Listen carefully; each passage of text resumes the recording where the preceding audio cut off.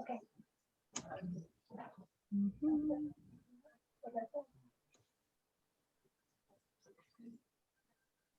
So while we're waiting for everybody to kind of come on, we can go ahead and take a look at the meeting minutes from June 21st meeting. And our goal here tonight is to go ahead and have these Okay, thanks. accepted. Actually, Michelle, it's the June 21st was our board meeting. It's June 8th. Okay. June 8th. Did you send those in a separate email then? Yeah, they were the first one. Okay. Well, I will just do my best to pull those up. Hang on just a minute.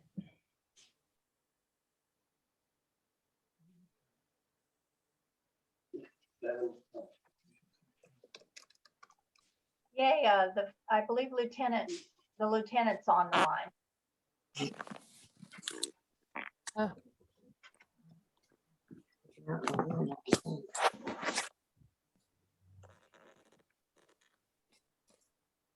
I'm in, but I'm not doing my audio. Okay, looks like we're getting a few more people on finally here. Sorry about the issues, everybody.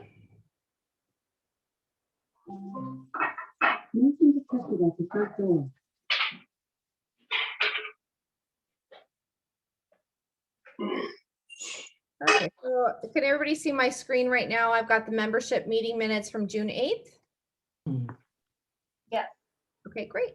If the lieutenant is on now and we want to go ahead and start that, we can go ahead through these meeting minutes afterward. Why don't you do it on the computer? Yeah, because this way I can move around. What do you want to do? Or find my passport. You got a new one? Mm-hmm. Got me to open it? Sure. I'm going to go ahead and mute everybody just so we can make sure that everybody's going to be available to listen to Lieutenant Neil Martin. Sally, do you Yes. want That'll probably do. him? Rick's gonna try to go downstairs and get on. Okay, sure. Good evening, everybody. We are fortunate to have Lieutenant Neil Martin from Fire Station 16 on our call this evening to speak about wildland facing properties like our neighborhood and what we can do around our homes to mitigate the spread of fire or to prevent the spread of fire if we are exposed to one. And I believe he also will be talking about the NET teams and a new prevention program through the NET teams. That's Neighborhood Emergency Team. We have a representative in our neighborhood, Jamie Ross, who leads up our NET team for earthquake response. And they also have something to do with emergencies of this sort. Lieutenant Martin, are you there? Lieutenant Martin?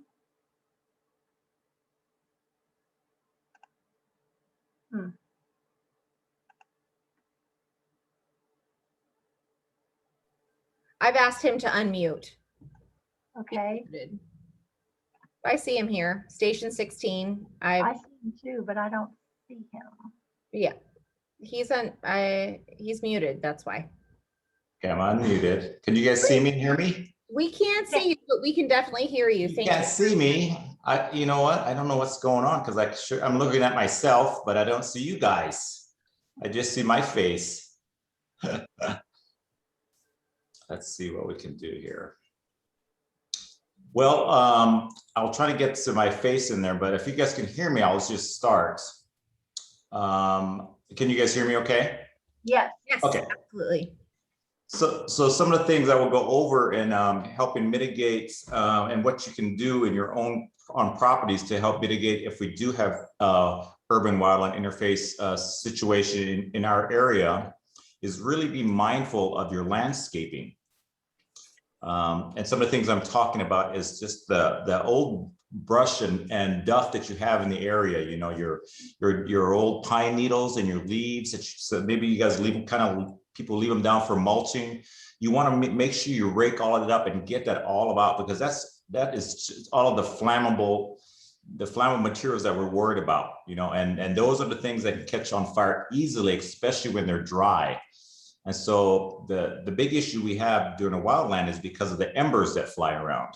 And we don't know, especially if it's at night and everyone's sleeping, and we don't have that advantage of seeing it coming and maybe getting a water supply out. So because it's such a dynamic event, it could happen with a lightning strike, or maybe some abandoned fireworks that are going off or something like that.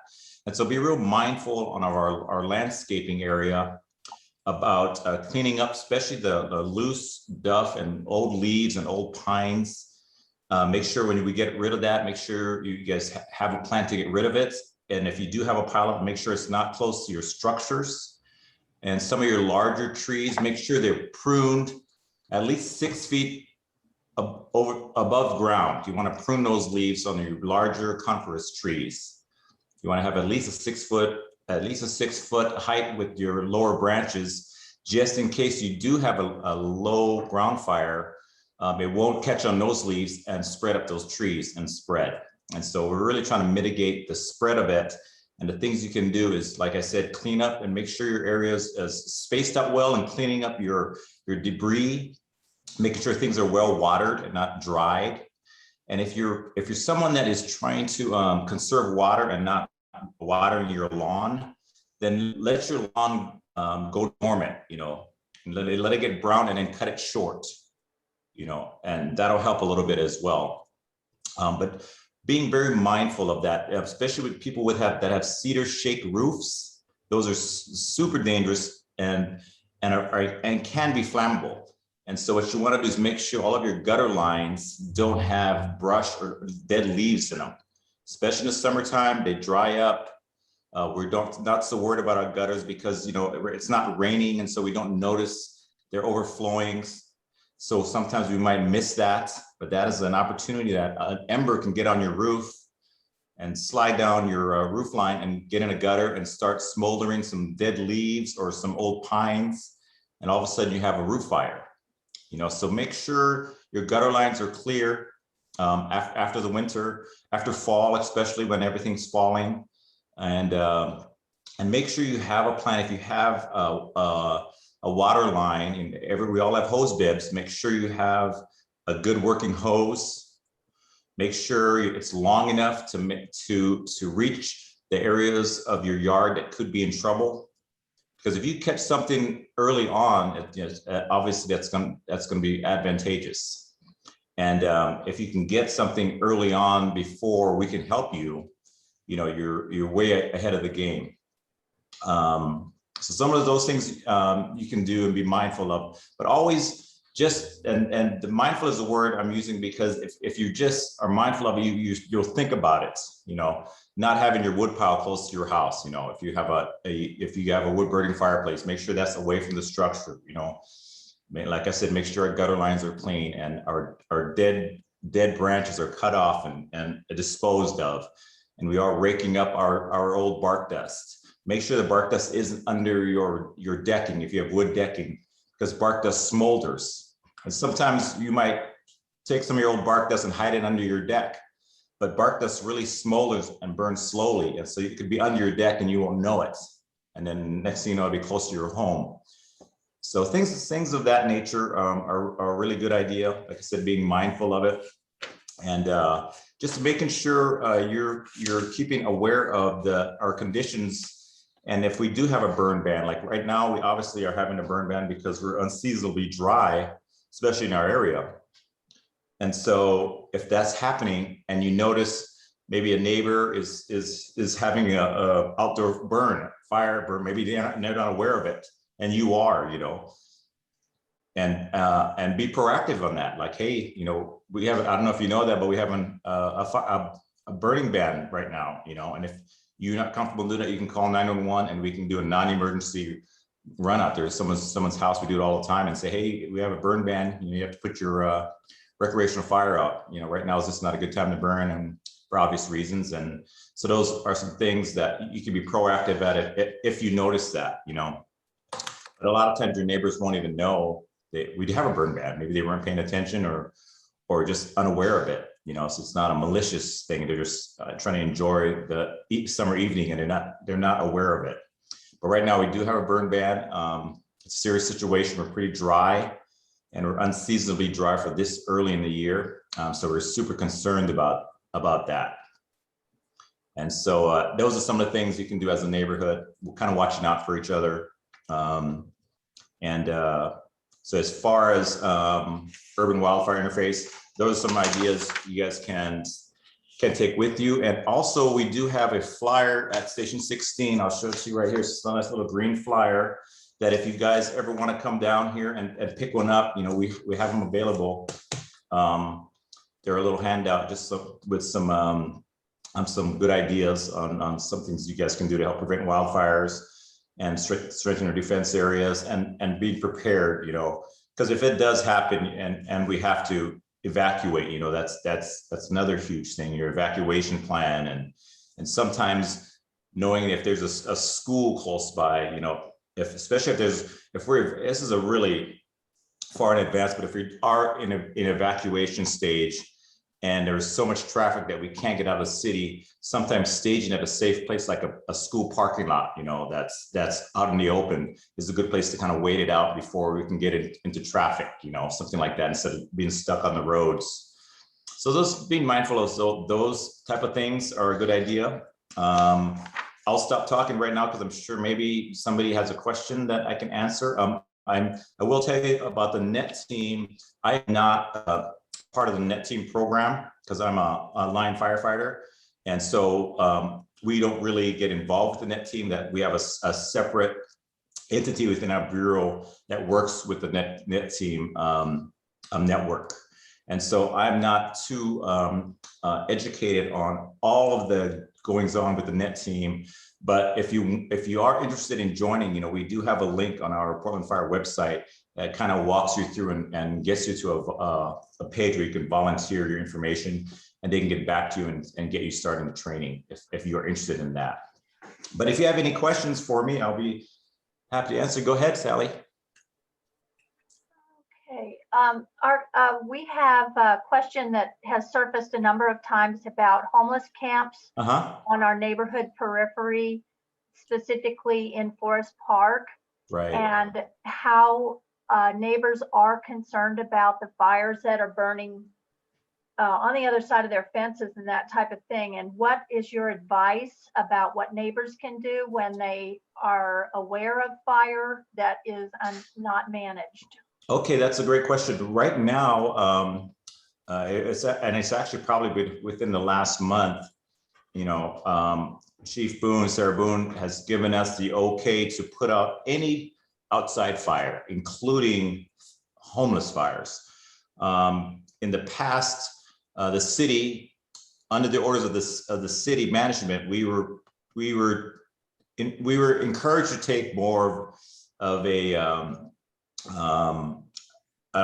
different approach to it, if a more of a humanitarian approach. If a homeless camp was using it to warm themselves or feed themselves, just doing basic needs, they wanted us to be more mindful of that and be more humanitarian and not put out those fires. But they left it up to us, which was a difficult thing, when you are concerned with the neighborhoods, the neighborhood's concerns, but then we have another deal where, okay, now we have to make a decision if we're going to put this person's fire out that's using it for warmth or for feeding themselves, so we had to, they left it up to an officer's discretion if they wanted to put a fire out or not. But saying that, those were the reasons why you saw a lot more homeless fires in the past. And we weren't putting them all out because of those directives. And Forest Park has a problem for sure, but it's so minute to what's going on in the rest of the city. I'm fairly new to this station. I came up here in February and I was in Southeast Portland, and our homeless problem was a lot worse than it was out here. And so I dealt with that a lot more. So out here, and right now, what I can tell you is that if you ever see a fire, you can call 911 and let us know where it is, and we will come put it out. We do not have that same stance as far as letting people use a fire to cook or warm themselves because of our climate. It's way more dangerous now. So we are taking a hard stand on that. We are having a full burn ban, not just with residents, but also with homeless people as well.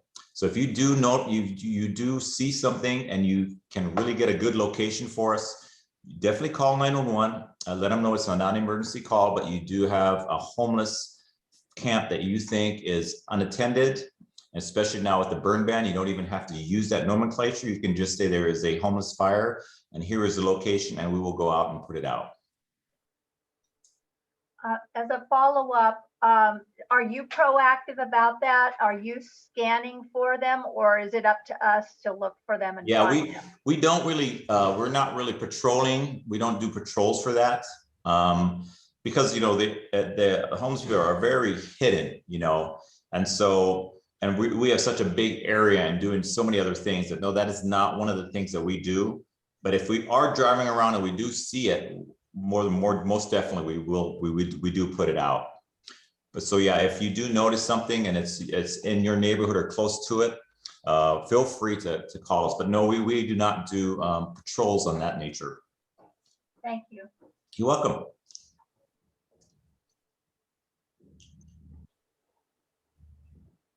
So is there anything else also that you can think of that we as homeowners and as neighborhood members that we should be doing to be proactive, besides just cleaning up our area, making sure we've got long hoses, being vigilant as far as reporting things? Is there something else that we should be doing as homeowners and neighborhood members to? I think I touched on the very basic things, and I imagine you guys are intelligent people and probably already knew that.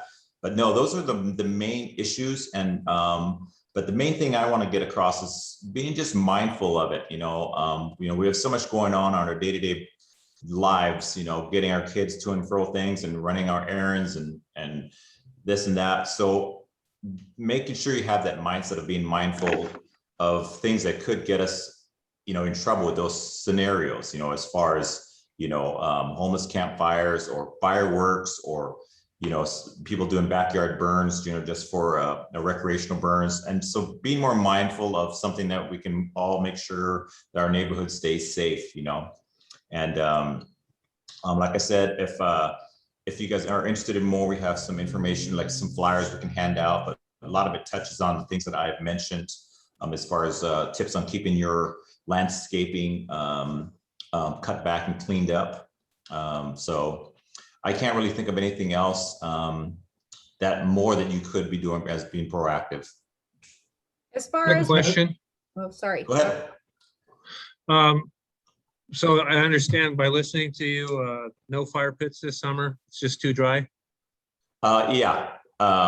If it does change, which I doubt because of just the shift of our area, weather-wise, we have a burn ban in Multnomah County, and I do not know if it's going to change or not, because I can only see it getting warmer.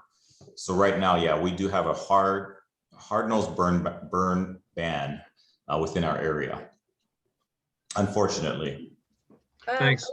Our neighbor Elizabeth Davis has a question, and she wants to know if there's a wildfire emergency, how would we be notified?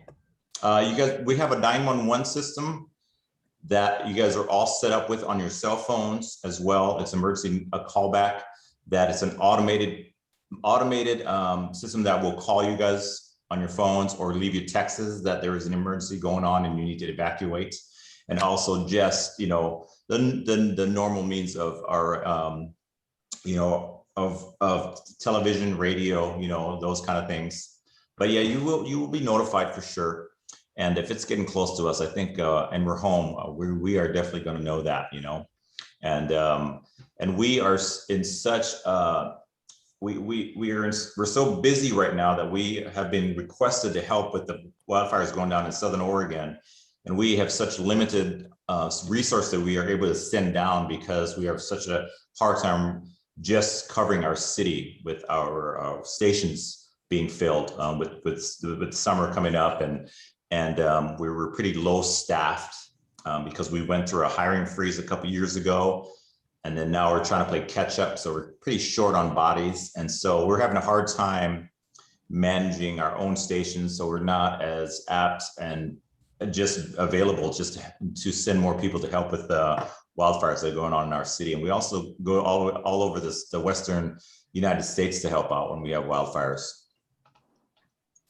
So it's really important for all of us to try and mitigate that so we can get through this summer as unscathed as we can. Hopefully we can.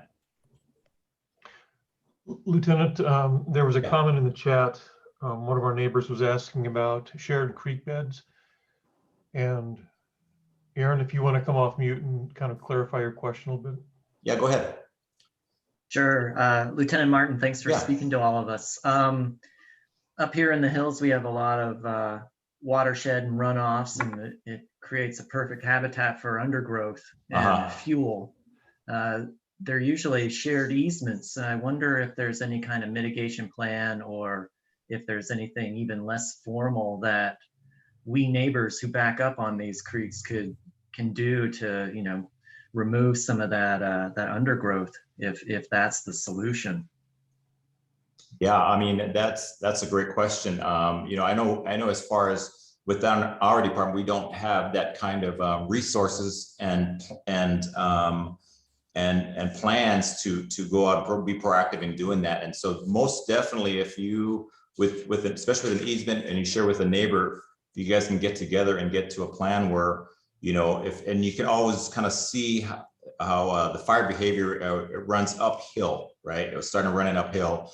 And so those are the things you have to be mindful of. If a fire is going to start low, it's going to run uphill, you know. And so creek beds are always going to be on the lower end of things, you know. And so those aren't as, I would say, and I don't want to use the word important because that's not true. They are important, but they're not as dangerous with the underbrush in a creek bed. But if whatever you can do to kind of dry up that area, as far as dried up brush and underbrush, and kind of clearing that out just so it doesn't run, you know, just to make sure there's barren area and it's not all full of old duff and old leaves and old pines. Make sure there's definitely clear spots where if there is a small smoldering fire, it'll stop because of it hits a bunch of dirt or some rocks. So just in making sure there's no long runs of that is so you don't have to clear out a whole creek bed, you know, make real fire, we will call them fire lines where, well, if it does burn, we'll stop it here for 10 feet. So we'll stop smoldering, you know, and so it doesn't run up the hill. So those kind of things to be more specific about and being more, you know, and more mindful in your planning on what you would do about that. So if you're going to make a fire line and you're going to cut it, like, okay, it's going to run up a hill here. So we'll try and make a fire line here. So if it does smolder, it'll stop and not run up a hill. This is Steve Blackman. I do want to point out that there's a lot of environmental protected areas there. So it's not a area, and that is on a lot of people's property, and you are not allowed to clear and do things without permission.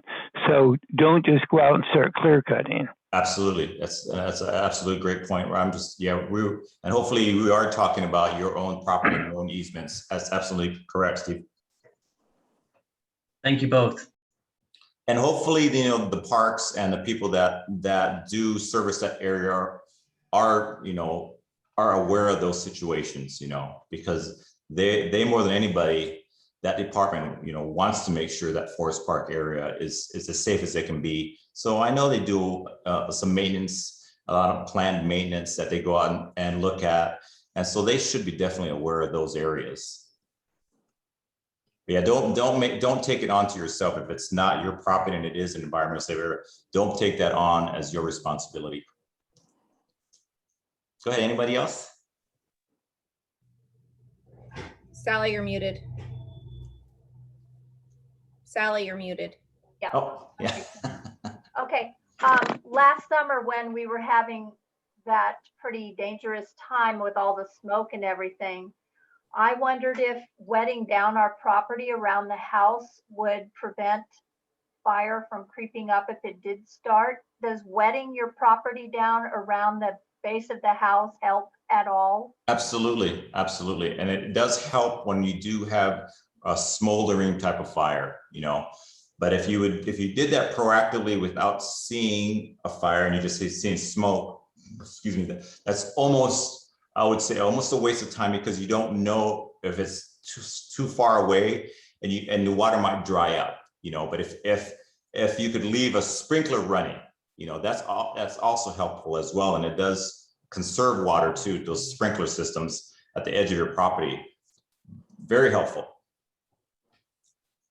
And they do conserve water because of, you know, it's not just flowing. It's you know, it's a water source that you can use and run fairly long without running too much water, you know. And I do suspect at some point we're probably going to have, you know, some drought issues and maybe some you know, some water conservation things that could be coming up in the summer. You know, I mean, I could see it happening, you know, because we are fairly dry, didn't have a really good snowpack this year, and it's the weather's unseasonably hot, as we all know. But those are definitely some things you could do if you had to leave your property. If you did have to evacuate and you did have a sprinkler system set up.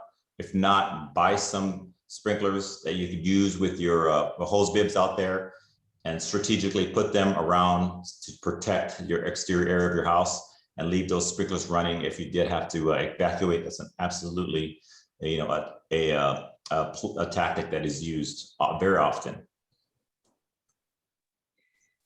As far as the flyers that you have, is that something that we can pick up and distribute without having to make more copies of them? Is that something that would be provided by the fire department? You know, we have a few of them here, and I'm sure they're available. You know, and it was sent out as a flyer for sure. It looks like it, because it's a threefold with the return address on it. So I know at some point they were mailed out. And if you want, Sally, if you give me your address, I can mail this one to you, and you could make copies of it for your neighborhood association if you want. Which a good idea. something Michelle, would you want to do that? We just don't have the funds to do. So we're trying to figure out how, like, if there's something that would be that we could access that is free of charge, and maybe it's a digital one that we can put on our website, that we can put on social media. Help out, but we're in a situation where we don't have the funds. I get that. And you know, through our Portland Fire website, there is definitely links to things of this kind of information that you can get through for sure. So if you go to our Portland Fire website, and it's fairly easy to negotiate, you can kind of find, you know, that specific area that you're looking for. And as well with the net teams, volunteer, you know, opportunities are there as well. So definitely use our Portland Fire resource as a resource, our Portland Fire website as a resource for sure. Okay, there's a couple of other comments that are in the chat that I'd like to share. And one is from our neighbor Jay, and he said, we live next to Hoyt Arboretum. We're extremely aware and live in dread of a wildfire every summer. I get the impression the city is just telling us you're on your own. What do you have to say about that? Well, I know that's not true. We are aware of it as well, especially here at Station 16 and 27s. That is our area, you know. So we're constantly planning for that for sure, and and especially our neighborhoods that's our number one concern. You know, we would never leave you guys alone. Absolutely not. You know, we would be there and do what it took, as long as it took. I guarantee you that there was no way that would ever happen where you're kind of on your own. Absolutely. I don't think it's a question of being on our own. It's more of a question that we're not allowed to do anything preventative. Oh, as far as outside of your property? We have to wait for the fire to start, and then we have to call 911 as the fire is growing. Right. I Okay. think, at least in conversations I've had with neighbors, it's, why can we not sweep the forest and get the homeless camps out? Right. But Oh, apparently that's, yeah, Commissioner Hardesty that's, doesn't want that to happen. yeah, that, yeah, I understand your frustration there for sure. Yeah, I get that. And that I can't speak to. And I share your frustrations because I live in this area and I work in this area, and I hate seeing it. The results and the answers that we get back are not the ones that we want to hear. And so, yes, unfortunately, sir, I share in your frustration with that. And I wish we could definitely do more as a city. But yeah, I can see how you do feel like we're on our own on that, because I feel like that as well, especially here as a working for the city in our capacity. I feel like we're on our own as well a lot, when they leave it up to us to make a decision of putting something out where it's, and they want us to think about being a humanitarian issue, and I'm like, that's a really terrible thing to put on, not have a policy for it. It just seems like no one wants to take responsibility. So I do hear you, and I share your frustration with that end. Absolutely. Sure. And I don't have a good answer for You and I it. have spoken on the sides. I know you do, and I wasn't trying to point that at you so much as it just rephrasing or reframing the concern. Absolutely. I didn't take it that way, sir. Okay, thanks. Does anybody have any other questions or comments that they'd like to share now? Because I think that would be a great time to.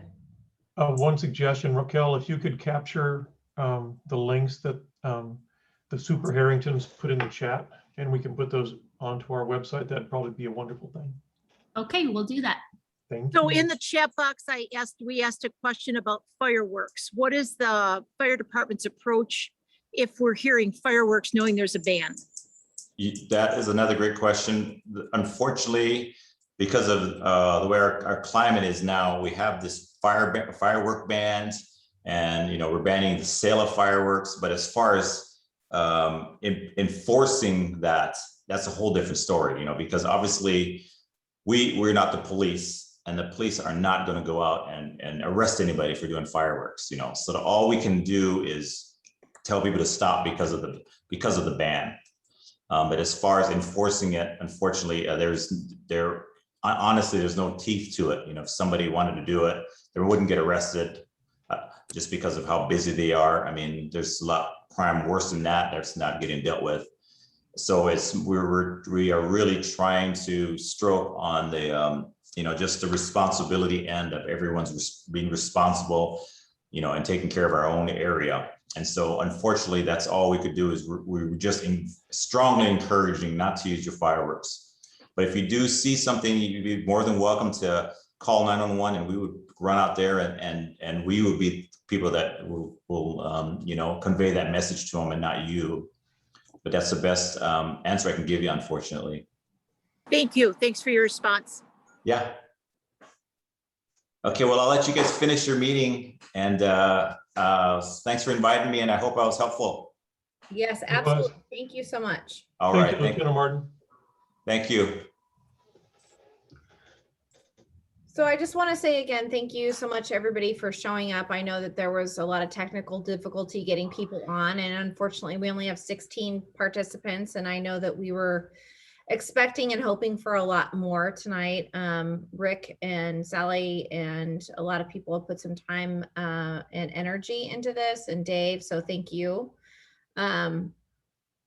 If we want to go ahead and just talk further, we're recording the session, and then we can share it on our website, and we can also, if we need to, do it again in September.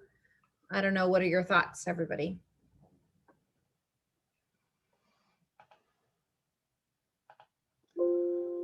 We're here now. Great. Rick, do you want to go ahead and we can share the screen, and you can show what you've got, or what would you like to do? Yeah, because we can do that. Okay. Let's see if I can. share properly here.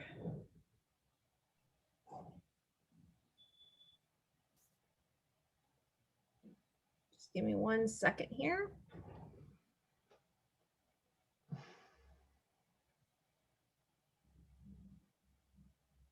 So, Rick, are you able multiple? Okay. Do you want to go ahead and share because I've given you options for sharing. Okay. Host disabled participant screen sharing. Try again. There we go. Can you see my screen? Absolutely. Outstanding. Yeah, so I thought it would be helpful if folks had a chance to sort of keep up with the cadence and the pulse of what's been going on with the project over on 58. We had a on the flyer that we sent out about the neighborhood tonight's meeting. On the back were the results of the survey, and I'm sure many neighbors were wondering, well, what survey?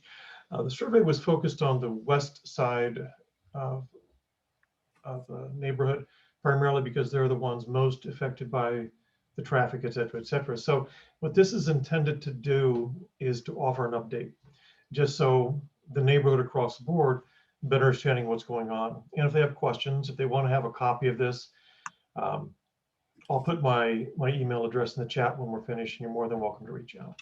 So first, before we go on, I want to give a very sincere thank you to the folks that have been spending literally hundreds and hundreds of man hours and really working through a very complex process.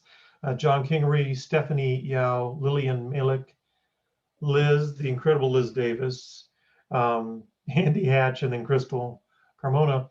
They had selflessly volunteered and offered tremendous insight. We've collaborated beautifully in order to better understand the scope of the issues, as well as begin to refine some of the opportunities or options. So thank you to everyone that was involved. Your time was sincerely appreciated.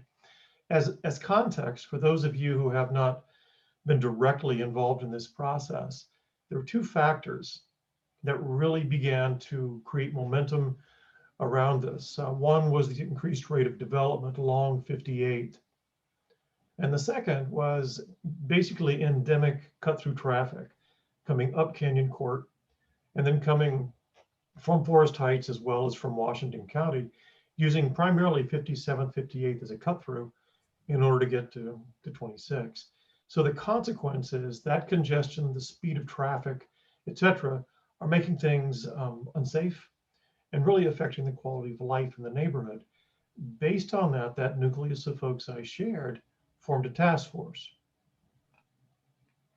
The very first step, and some of you may remember this, we reached out across the entire neighborhood to find out, how do you feel about what's occurring? Would you endorse the city of Portland getting more engaged in collaborating with us to address these issues? 133 households of the entire neighborhood responded, and you see the scatter diagram right there captures where those neighbors responded in the affirmative, that they were concerned and they did want to join in this collective petition. That petition was then sent to Commissioner Hardesty's office for her review.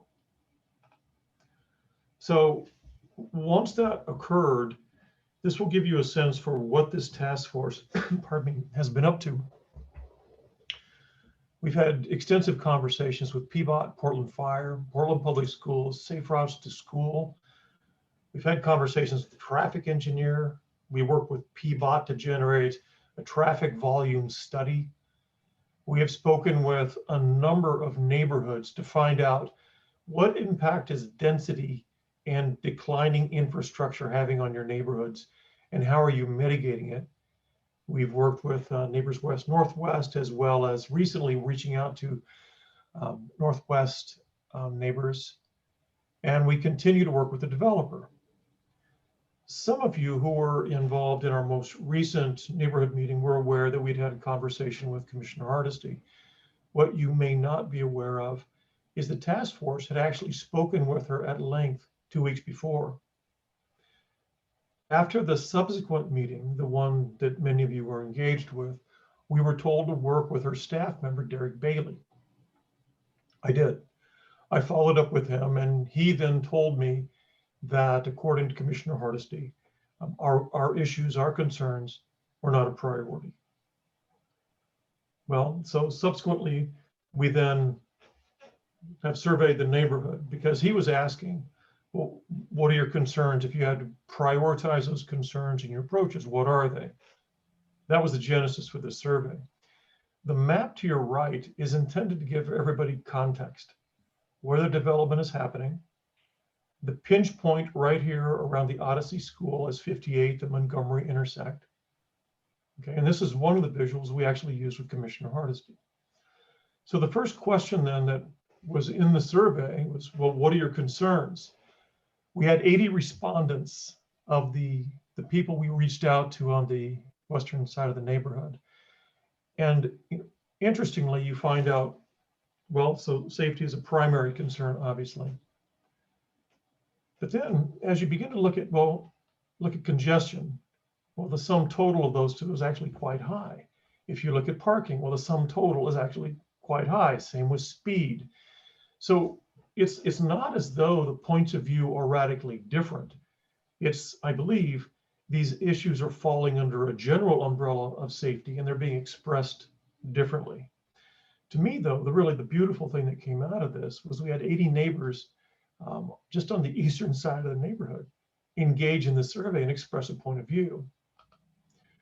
So one of the questions then, one of the subsequent questions in the survey was, how do you feel about restricting parking at 58th and Montgomery, right down here in this? Can you all see the cursor, by the way?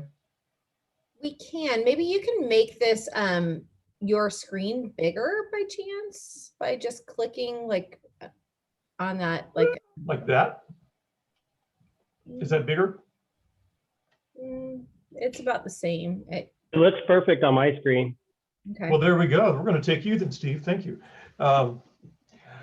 So if you look at the bottom of the graphic and you see the pink, it's showing where parking is becoming an issue.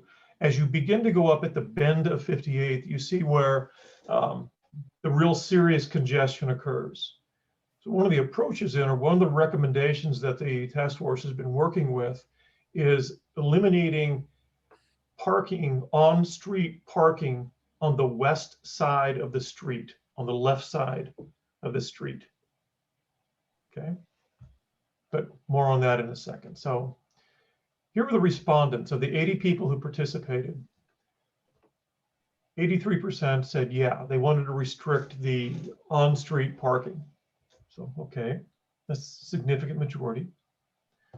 We then asked, how do you feel about restricting southbound access to 57th? So if you look at the top of the graphic, where the blue and the yellow lines kind of overlap, and you see where Barnes and 57th then intersect, the notion, and this is actually a concept that PBOT suggested over 20 years ago.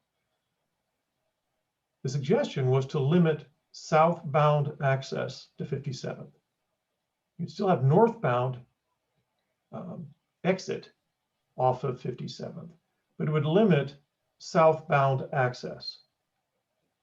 Okay, and the concern there and the rationale behind that was, if the sweeping majority of the traffic is coming from Forest Park, from Washington County to the left of the graphic, then let's push it toward Burnside, let's push it toward Skyline.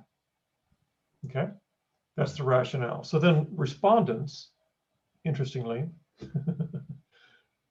52% said, yeah, it's a great idea, it's the best idea ever. And then 47.5% said, yeah, not the greatest idea ever. Okay. Now, one of the concerns, and we'll chat about this in just a sec. One of the concerns was that if we block southbound traffic at 57th, it'll push traffic onto 61st. I can understand where that would come from. I don't know if that's necessarily a rational concern, because the distance between the intersection of Barnes and 61st. It's 1.3 miles from there to get out at Montgomery. So people aren't saving time. And it's a very curvy, a lot of blind curves, etc. It's not a road with speed bumps, etc., that you can really navigate quickly. The tendency would be for traffic to just go up to Skyline, turn right and drop down, I think. But we need to have a traffic engineer really direct us. So then questions. We were told repeatedly by Commissioner Hardesty that there's a $5 billion shortfall, et cetera, et cetera. And the question I have is, if PBOT has money for these things, now this is right outside of REI in the Pearl. The incredible artistic thing on the lower right-hand corner, that's from the Northwest Examiner, where there is a project, a $400,000 project underfoot to cut those trees that are in the red, cut those trees in the park blocks in order to create bike lanes.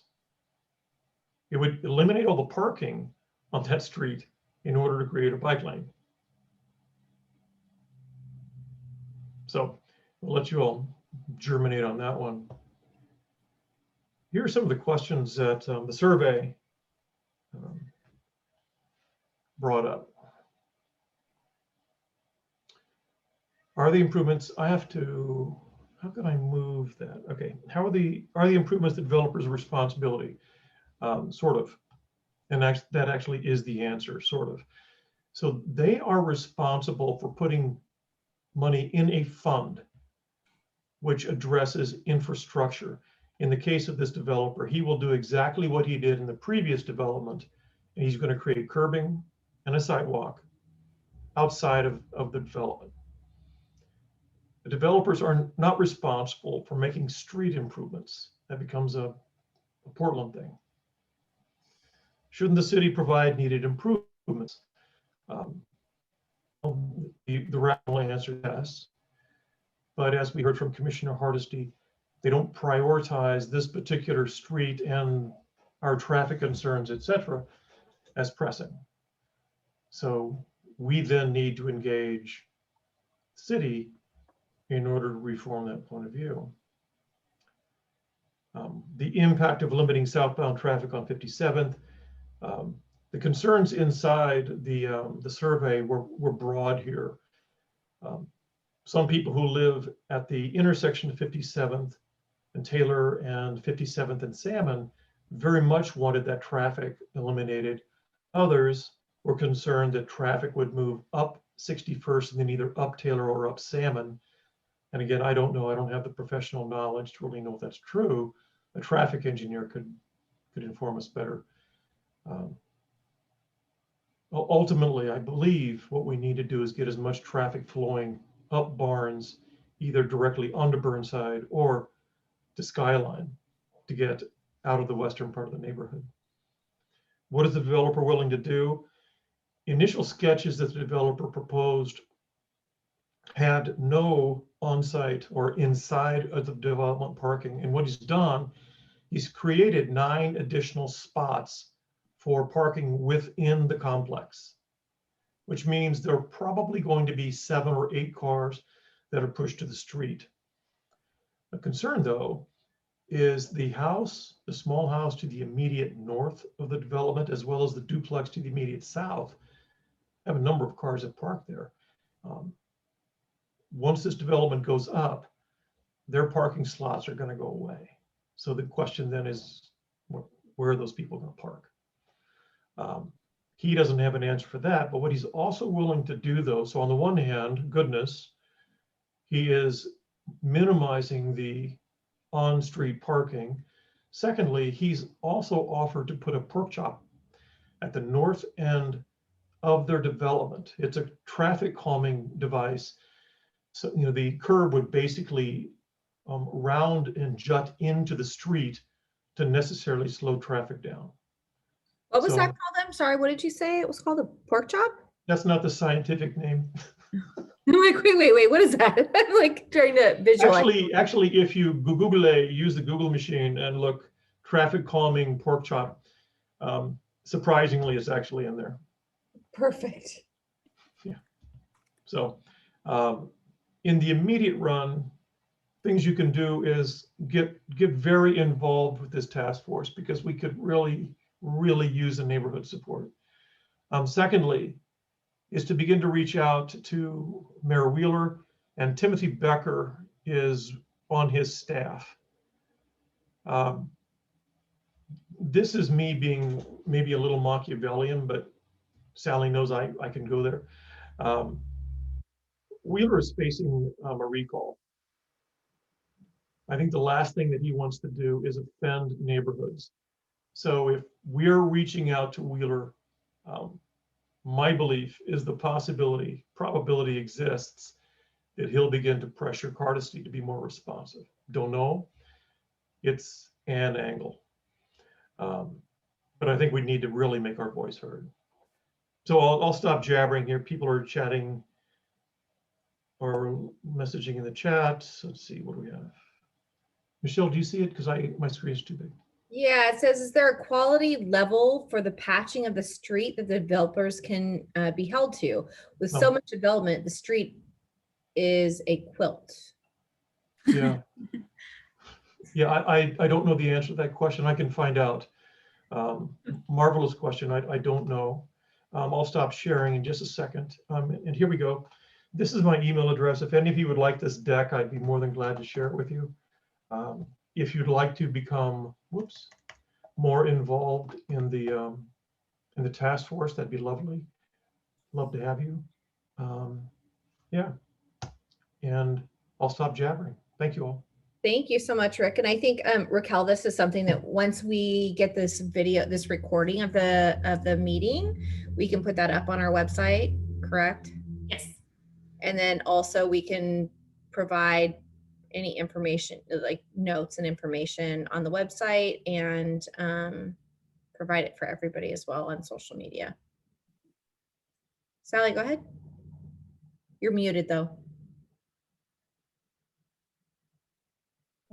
Today we invited the planner for the development company, the Main Street developers, to speak to us in September.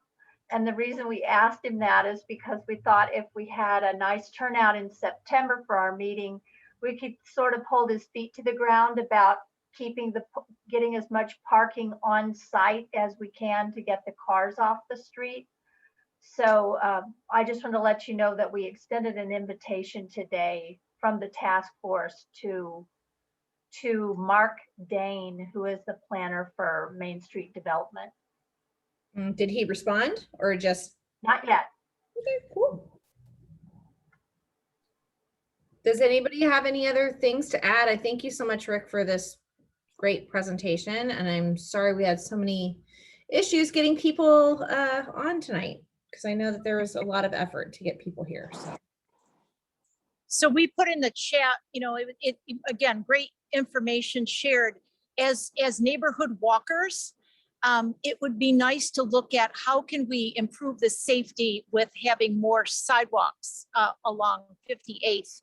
As we know, there's so many things we can't control. Is that something we could advocate for? Rick, do you want to respond to that, or? Are you speaking to me? Well, there will be yeah, that's a great question. There will be sidewalk that goes from the north end of this development, from that property. Now that sidewalk on the east side of 58th will go all the way down to the intersection. Currently, there's a sidewalk that goes from the proposed development that's happening at the top of 58th, and it comes down several hundred meters. They're not connected. So how to connect that, it becomes an easement question. Yeah. And I honestly, I don't know the answer, but I can find that out. While we were talking, I got a note from Kruger at PBOT. So I'll run it to ground with him. Yeah, I mean, I think it expands our focus of advocacy. Yes, we would love to have more cars not on the street. We would love to have, but I think if we look at sidewalks, I think we look at a lot of different safety issues that we might be able to help mitigate in the meantime. It's a great idea. Thank you. Love it. You're welcome.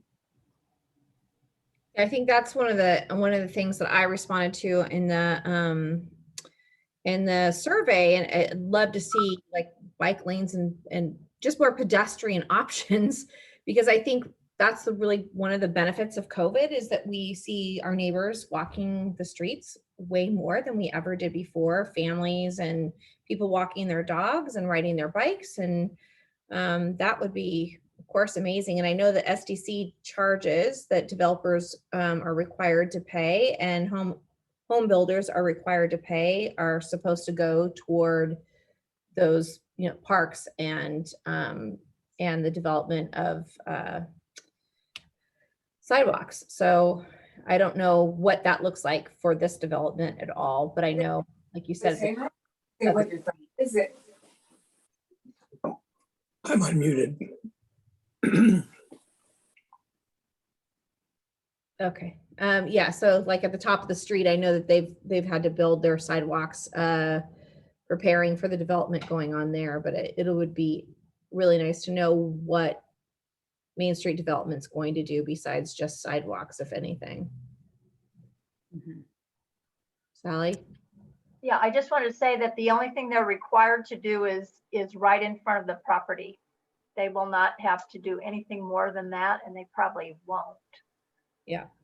And I think, Rick, didn't you get a figure of $4,000 a foot for street improvements? So the cost of doing any kind of repaving or widening or anything like that is, with a $6 billion backlog in maintenance for the city, we're probably not going to be able to get sidewalks or street repairs, but we sure are trying. Yeah, that number, it's $4,000 a linear foot.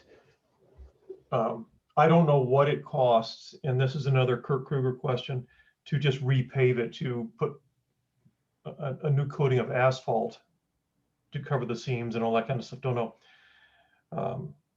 I'll ask.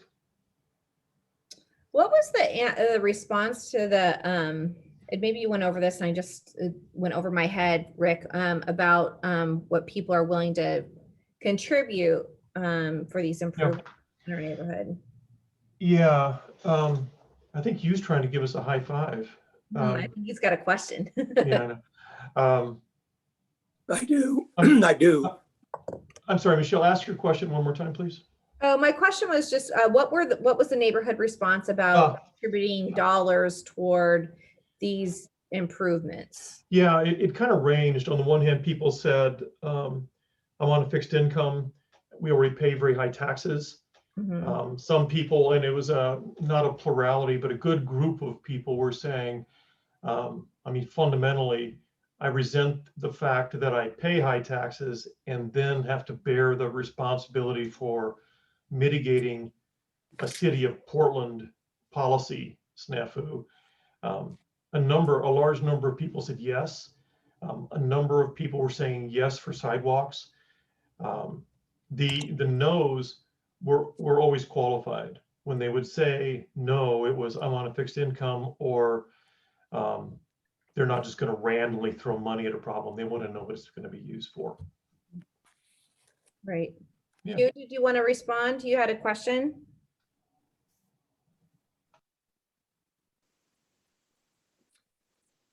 I had an observation. Great. There is a 1 block dedicated chunk of 57th that connects the upper and lower section of 57th that shows on the first map that Rick was showing.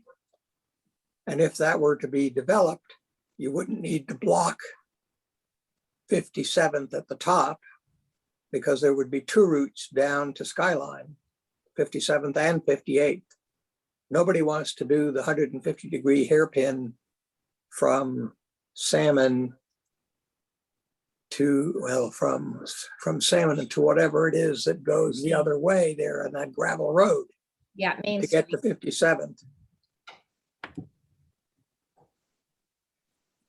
Yeah, I think this was the first year ever that the city of Portland put any gravel. I've been living on 57th for 18 or 19 years. And that was the very first time we've ever had gravel from the city of Portland put on that unincorporated street. I'm not exactly sure. I know that on the graphic, it's kind of, it's grayed over, and it doesn't, the road doesn't exist. What I'm wondering is who actually owns the property? Because I don't know if that's actually a part of Coyne's property or not. I do I know. don't believe it is. It's shown on the plat as if it were dedicated to road purposes, but has never been used as such. Yeah. We have roads like that right near our house that are dedicated but unused. Okay. Then the only thought that comes to mind initially was that however long that segment is, sort of the vertical part of that isosceles triangle, that it would be $4,000 a linear foot to build that out. It would also be pretty expensive because it has a sharp climb both on the north end and the south end to get up and go over the little elevation rise. And it's probably still a city platted street and public property. I don't know that it's been vacated. It could be, but I don't know anything about that. Yeah. It's a great question, Hugh. I don't know the answer to it. The property owner on one side is the KOIN TV tower, and the piece looks to be about 1 block long. And if you made the connection, you would be hitting Skyline at the bottom on 57th at a location that is totally distinct and separate from the school and all the mess down there, where you are on the outside of a curve with excellent sight lines in both directions to enter Skyline from 57th, and well away from any traffic light that would force you to wait because traffic had backed up. Good point, but none of the streets in the neighborhood, really including Skyline, are meant for arterial traffic. Right. Well, could I just make a quick point? This was one of the reasons why we were trying to see what the appetite was in the neighborhood for alternatives. And we thought what we do next is take this to Kurt Kruger, who is the chief traffic engineer for the city of Portland, and show him again what our problems are and see if a professional can make a suggestion that we could, maybe if we had 3 suggestions, we could run past the neighborhood. But the real problem is money. We're not asking the neighborhood to fund something major like this. We're just asking, would the neighborhood have an appetite for funding signage if we can't get it? Or if, you know, those big concrete planters that block off a road or an entrance, we don't know how much they cost and how people are getting them in Northwest District or the Pearl. We don't know where those are coming from, but if those are solutions that our neighborhood would appreciate, we need to find out, you know, how do you pay for them if the city can't do it? So I think we're at the phase now where we're going to take the feedback we got from the neighborhood and go back to the city and the developer and see what they will commit to doing. And if there are some solutions that are palatable but unaffordable, maybe our neighborhood wants to chip in and make it happen. So that, I think that's where we are, right, Rick? Yes, that's correct.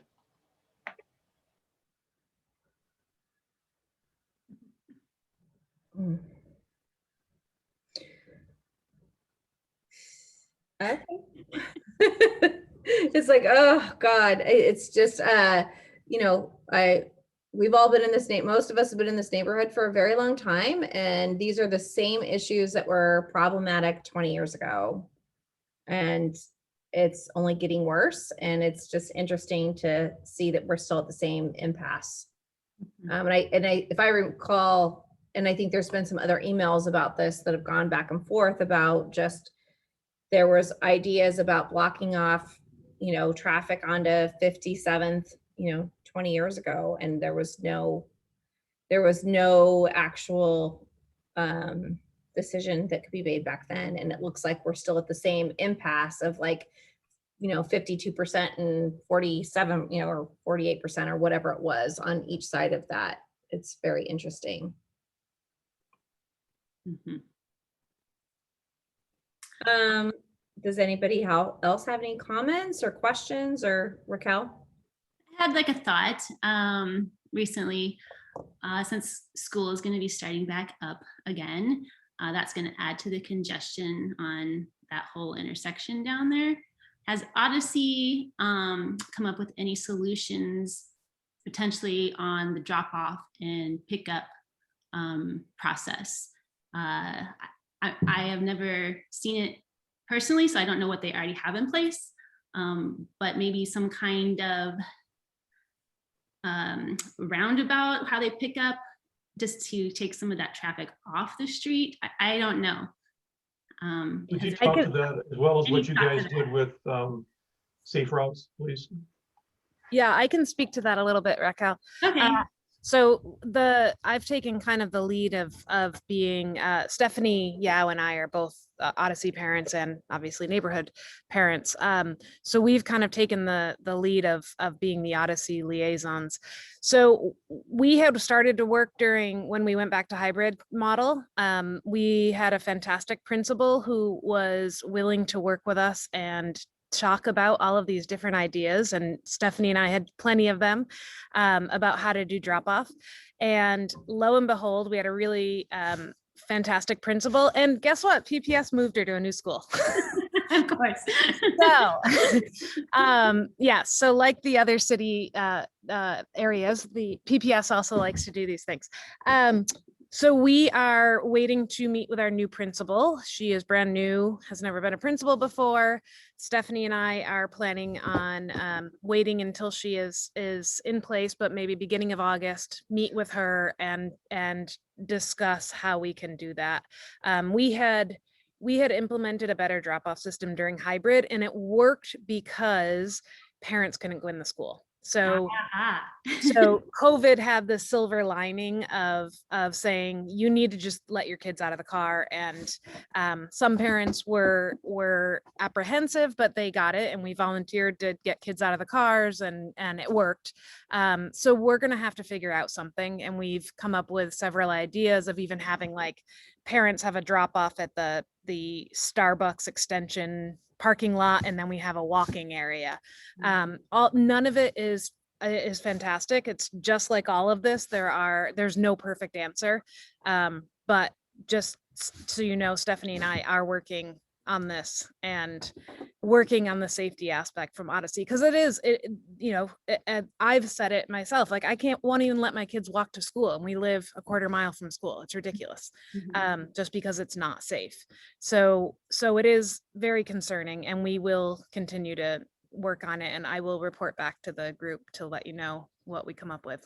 Well, awesome. Yeah, I just wanted to, I was just thinking about that, school's going to start, and that's just going to add to all of what's going to be awful. So it will be horrendous. And we've talked about also making more of liaison between the Odyssey community and the neighborhood association to become more cohesive, to say, Odyssey, guess what? You're in Sylvan Highlands, and Sylvan Highlands, guess what? Odyssey's here. We should work together and use our funds, whatever it may be. Everyone wants the same solution, so let's not work against each other. Let's work together.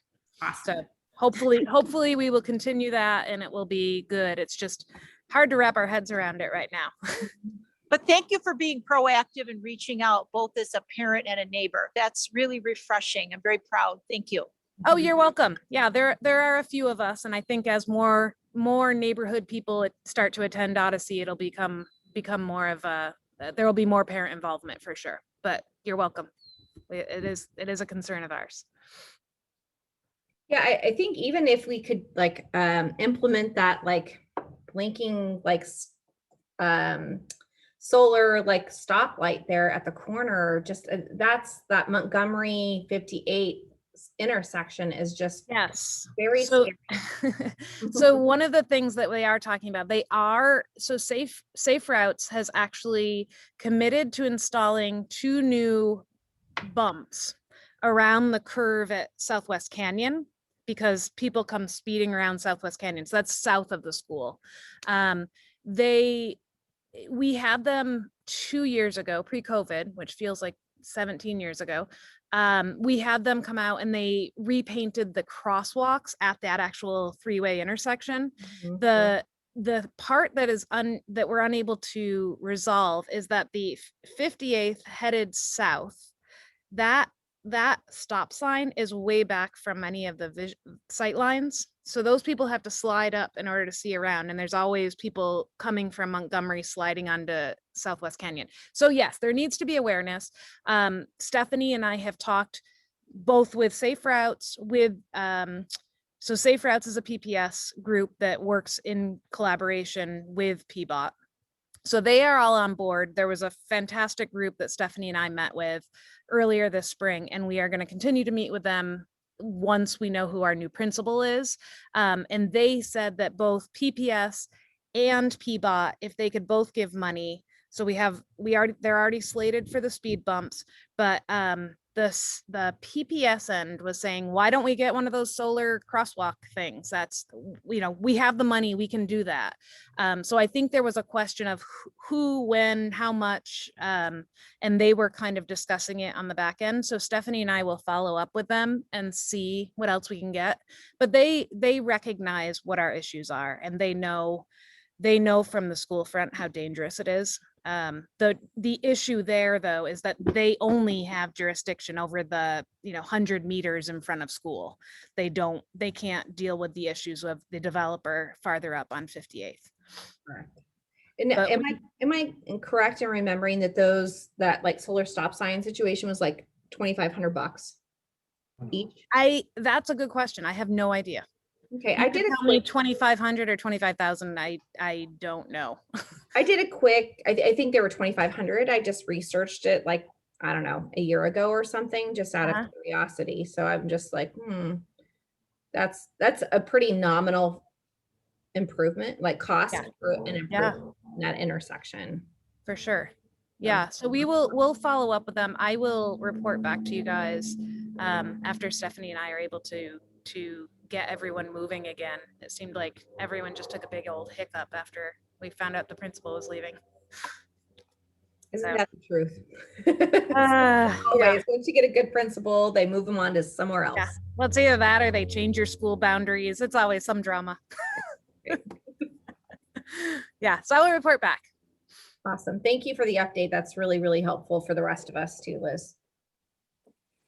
Okay, well, we've got about 10 minutes left on our meeting, and we have a little bit of business left as far as our meeting minutes from last month and getting those approved.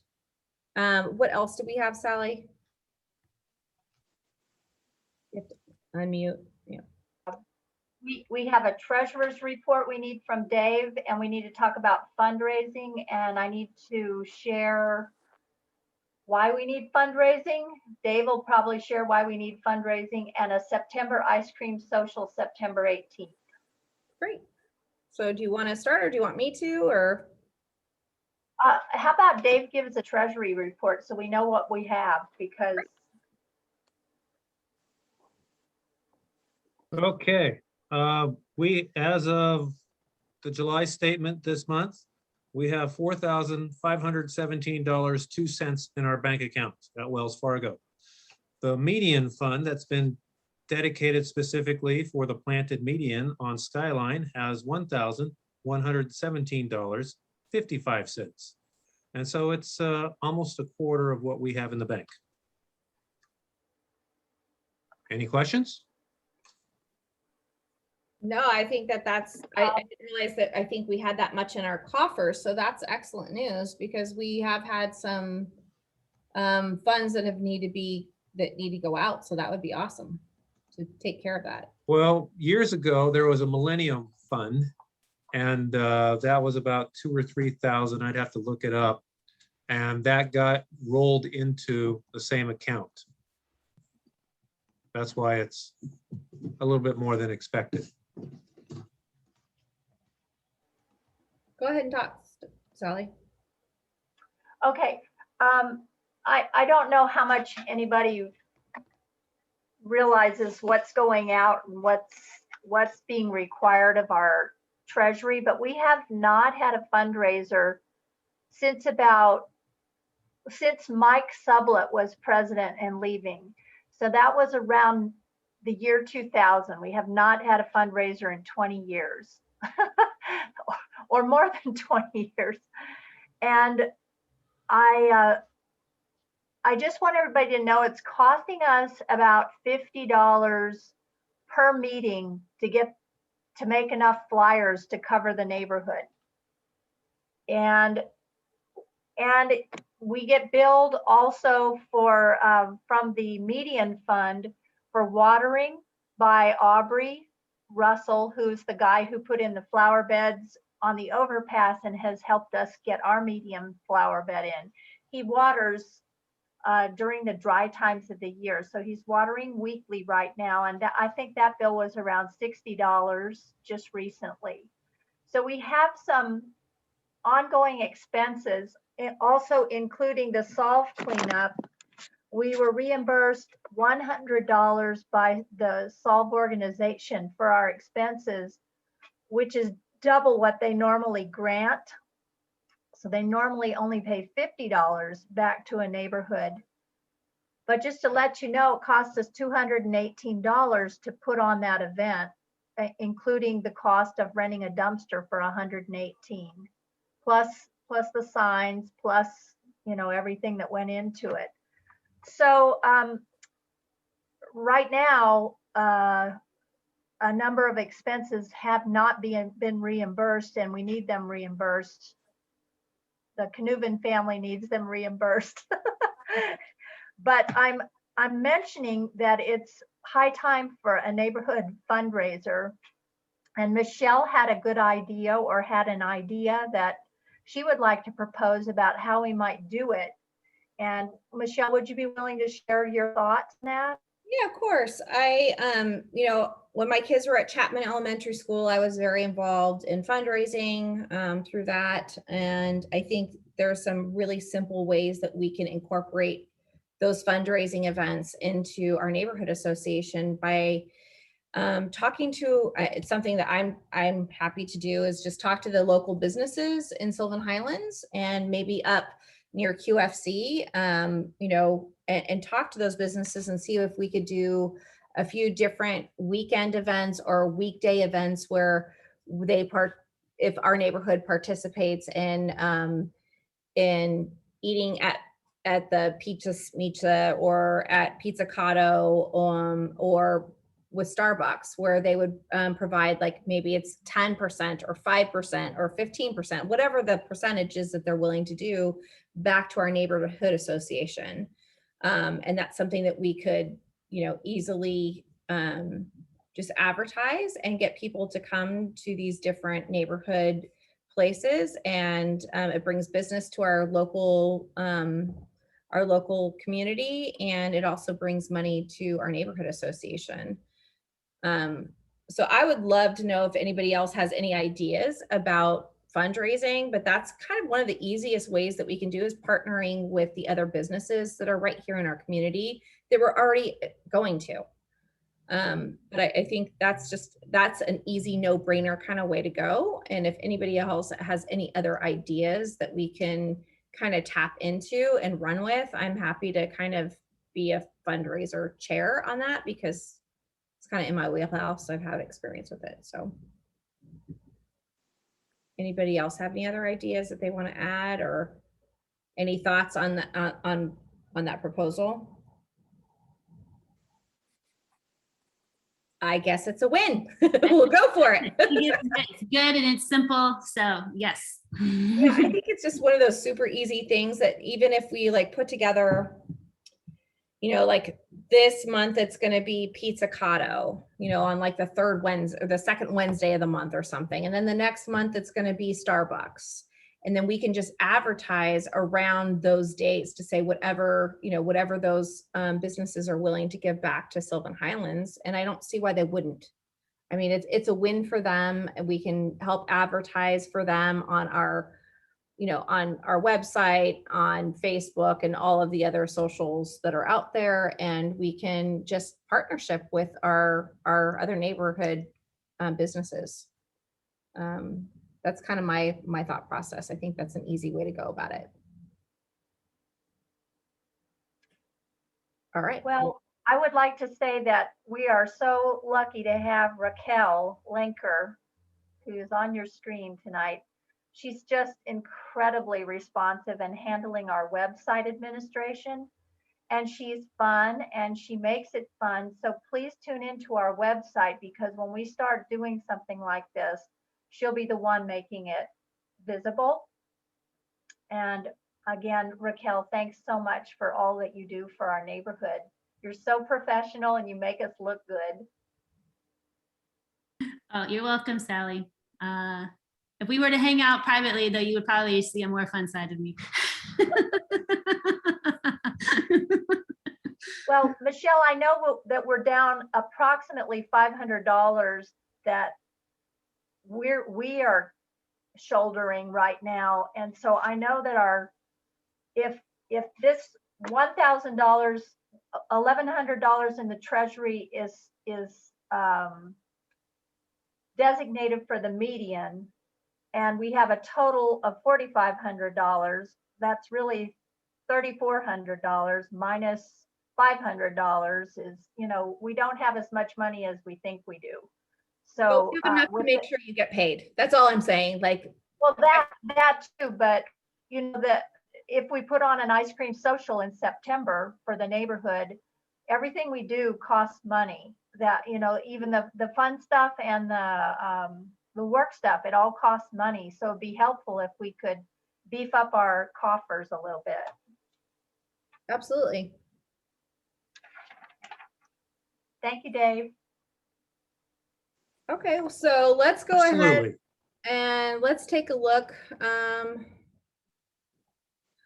real quickly here at our meeting minutes. So as far as I'm concerned, we're going to go ahead and put together a plan. I guess I will put together a plan for fundraising, and I'll present it in September and have a plan in place by then. That will be my goal. Does that sound fine for everybody? Great. So here I've got the membership meeting minutes from June 8th. This is a draft that Sally has put together. If everybody wants to take a couple of minutes to kind of review it, I'd like to just go ahead and just ratify the minutes, approve them. Does anybody have any questions? This has a lot to do with Joanne Hardesty's meeting with us, the questions that we had for her. I'll go through this real quickly.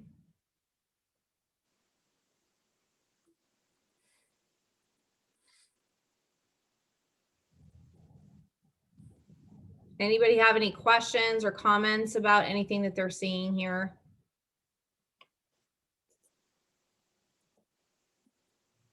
Okay. How about that Northwest Examiner article? Oh, I mean, I haven't read it, and I usually read everything. Oh, they even quoted me. It was Yeah, good. you'll want to read that one, Michelle. What's that? You'll want to read that one. I know it's on my kitchen counter. I haven't gotten to it, so I'll have to make sure I do that. Okay, well, I would like to say, I move to approve these minutes. Anybody want to second that, or? I Yeah, second. Sweet. Okay, they are approved. And these will, of course, be on our website for everybody to review as well. So we don't have a meeting in August. we'll have this recording that we can put up on our website so everybody can go ahead and review Rick's presentation, and we can go over that again in September with any updates that we have. I think that would probably be a great idea. And then also school will be starting in September. We want to talk about real quickly too, doing an ice cream social on September 18th was our proposed date, and that is a Saturday. We felt that was a good date to do something like that because school will be back in session. People will be back home from vacation. We did it previously up at the across from the Arboretum in the gazebo there a few years ago, and we worked with Arlington Heights Neighborhood Association, and we worked together on doing an ice cream social up there. That might be something that they would like to partner with us with as well, and that was a great location. I don't know if anybody has any other ideas, unless we want to just keep it Sylvan Highlands and maybe do it at Odyssey School or something else. That sounds nice. It sounds pretty there and well shaded. Yeah. Yeah, it worked really well last time. There's not a ton of parking, but a lot of people just walk or rode their bikes and popped in, got their ice cream and took off. So it was pretty easy having it there, and I can look into that too. Sally, do you have ideas on what? Yeah, can you hear me? Yep. Yeah, I was thinking keeping it in the neighborhood would make it easier for people to participate. And I'm pretty sure I could get permission to do it over in the parking lot at the business park. I know it's not very scenic, but you can get parking, and it's easy walk from your house with your cooler or whatever it is you've got. And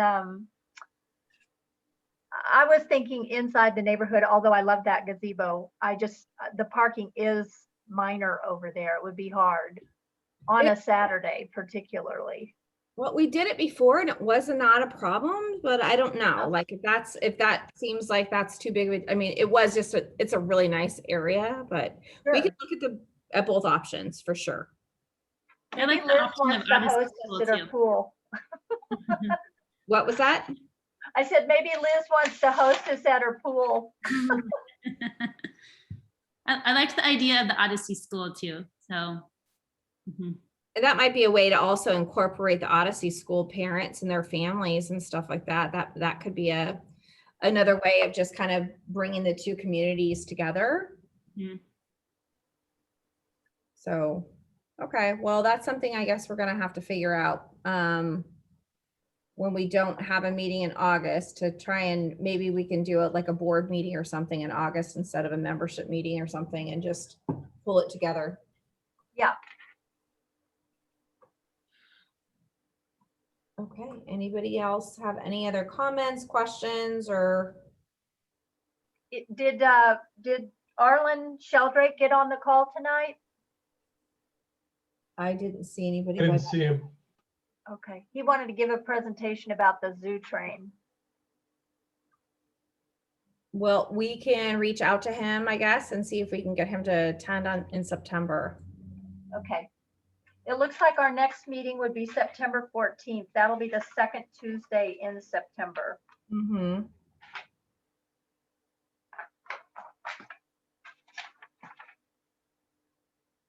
Okay.